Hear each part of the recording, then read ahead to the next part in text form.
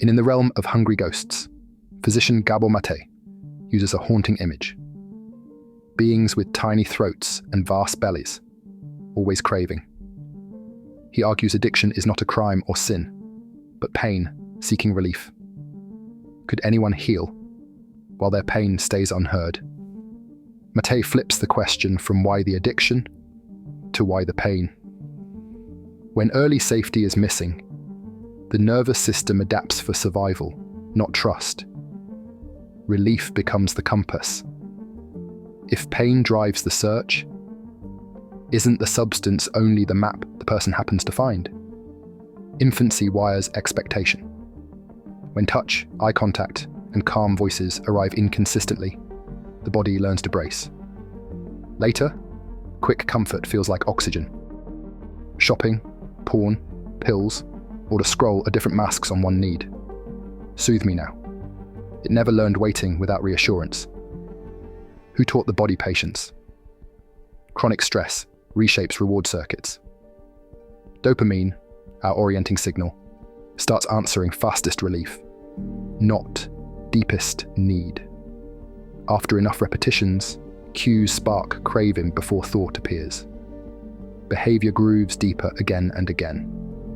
Faced with alarms inside the skull, would you reach for whatever quiets them, even if tomorrow arrives louder? Every addiction begins as a friend. The drink, the hit, the late-night game, the endless feed.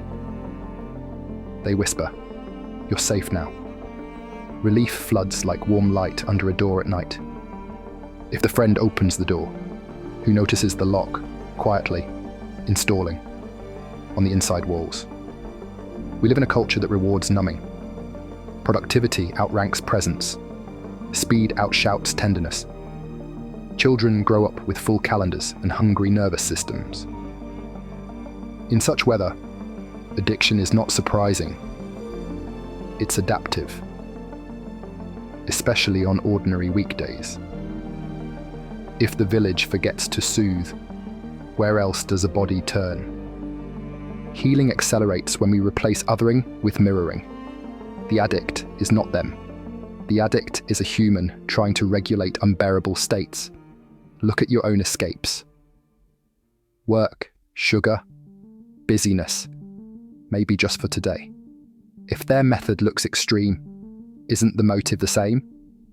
Please make it bearable. Compassion is not letting people off the hook. It is offering them a hook to hold. Judgment isolates. Empathy co-regulates. The brain calms when it is felt by another. Before advice or rules, could we offer warm attention? The pressure that tells nervous systems, "You're safe." Turning toward pain is a practice of microdoses. Breathe. Name the sensation. Track where it moves. Each time you stay, you prove capacity. Over months, urges lose urgency. Perhaps this very evening. When a wave rises again, will you ride it with support rather than dive back under? Recovery grows in relationship. One attentive friend, therapist, sponsor, or group can become a nervous system outside your own. Someone listens without fixing, and your body learns safety by imitation.